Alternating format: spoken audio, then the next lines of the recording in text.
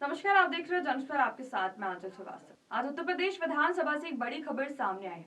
योगी आदित्यनाथ ने राज्यपाल के अभिभाषण पर धन्यवाद प्रस्ताव की चर्चा के दौरान सामाजिक सुरक्षा से जुड़ी एक महत्वपूर्ण घोषणा की है। मुख्यमंत्री ने करीब 1.6 करोड़ निराश्रित महिलाओं, वृद्धों, दिव्यांगजनों की पेंशन राशि बढ़ाने का ऐलान किया है। सीएम ने स्पष्ट कहा है कि भले ही ये घोषणा बजट भाषण में शामिल नहीं थी, लेकिन सरकार अब पेंशन में वृद्धि करने जा रही है। इसके तहत वर्तमान में दी जा रही 1,000 रुपए की मासिक पेंशन को बढ़ाकर 1,500 रुपए किया जाएगा।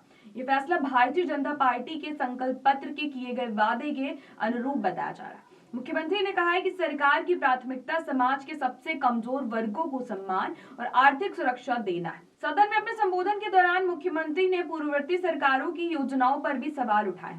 उन्होंने कहा है कि इंदिरा गांधी आवास योजना के तहत गरीबों को सीमित धनराशि मिलती थी, जो घर निर्माण के लिए पर्याप्त नहीं होती थी। कई बार आवास अधूरे रह जाते थे और योजनाओं का लाभ चुनिंदा लोगों तक सीमित रह जाता था। इसके विपरीत वर्तमान सरकार शहरी क्षेत्रों में 22.5 लाख रुपए का, ग्रामीण क्षेत्रों में 21.20 लाख रुपए तक की सहायता उपलब्ध करा रही। इसके साथ ही शौचालय निर्माण के लिए अतिरिक्त 12 से 15,000 रुपए तथा मनरेगा के तहत 90 दिनों की मजदूरी के बराबर मानदेय भी दिया जा रहा है, ताकि लाभार्थियों को आर्थिक रूप से मजबूत सहयोग मिल सके। मुख्यमंत्री ने दावा किया है कि इन योजनाओं व समग्र विकास मॉडल के परिणाम स्वरूप प्रदेश में 6 करोड़ से अधिक लोग बहुआयामी गरीबी से बाहर आए हैं। उन्होंने इसे सरकार की परिणाम आधारित कार्यशैली का प्रमाण बताया। साथ ही ये भी संकेत दिया है कि सफाई कर्मियों और निर्माण श्रमिकों जैसे जरूरतमंद वर्गों के लिए नई आवास योजना आगामी बजट में लाई जाएगी। उनका कहना था कि सरकार का लक्ष्य है कि कोई भी पात्र व्यक्ति सरकारी सहायता से वंचित ना रहे। सदन में चर्चा के दौरान मुख्यमंत्री ने शंकराचार्य विवाद पर भी खुलकर अपनी बात रखी। उन्होंने कहा कि शंकराचार्य का पद सर्वोच्च सम्मानित है, लेकिन हर पद के लिए नियम और परंपराएं निर्धारित है। विद्युत परिषद द्वारा अधिकृत व्यक्ति ही शंकराचार्य बन सकता है। कानून सबके लिए समान है और कोई भी व्यक्ति स्वयं को इस पद से संबंधित नहीं कर सकता। उन्होंने ये भी कहा है कि माघ मेले जैसे बड़े आयोजन में सुरक्षा सर्वोच्च प्राथमिकता होती है। उस दिन लगभग 4.50 करोड़ श्रद्धालु उपस्थित थे। ऐसे में किसी भी तरह की अव्यवस्था या भगदड़ की आशंका को नजरअंदाज नहीं किया जा सकता।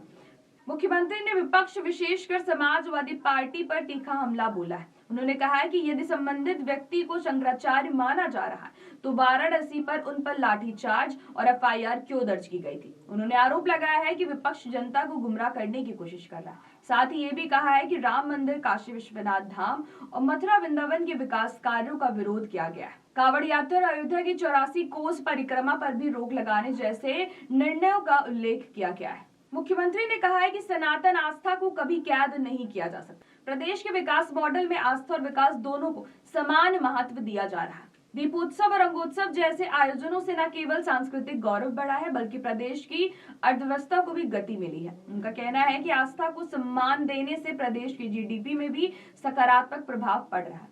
राज्यपाल के अभिभाषण के विरोध को लेकर मुख्यमंत्री ने कड़ी प्रतिक्रिया दी है। उन्होंने कहा कि विरोध मात्र शक्ति का अपमान है। उन्होंने नेता प्रतिपक्ष माता प्रसाद पांडे का नाम लेते हुए कहा है कि सनातन परंपरा में उम्रदराज महिला को मां के समान सम्मान दिया जाता है। उन्होंने महर्षि वेदव्यास के श्लोक का उल्लेख करते हुए मातृ सम्मान की भारतीय परंपरा को रेखांकित किया है। अपने संबोधन के अंत में मुख्यमंत्री ने दोहराया कि सरकार का उद्देश्य केवल योजनाओं की घोषणा करना नहीं, बल्कि उनके प्रभावी क्रियान्वयन से समाज के अंतिम व्यक्ति तक लाभ पहुंचाना है। हर गरीब को छत, हर निराश्रित को सम्मान और हर जरूरतमंद को अधिकार। इसी संकल्प के साथ प्रदेश जीरो पॉवर्टी की दिशा में आगे बढ़ रहा है। फिलहाल पेंशन वृद्धि की घोषणा से लाखों लाभार्थियों को बड़ी राहत मिलने की उम्मीद है, जबकि सदन में हुई तीखी राजनीतिक बहस आने वाले समय में चर्चा का केंद्र बनी रह सकती है। तो ऐसे देश और दुनिया की बड़ी खबरों पर नजर रखने के लिए आप जुड़े रहिए जनस्पर्श के साथ। नमस्कार।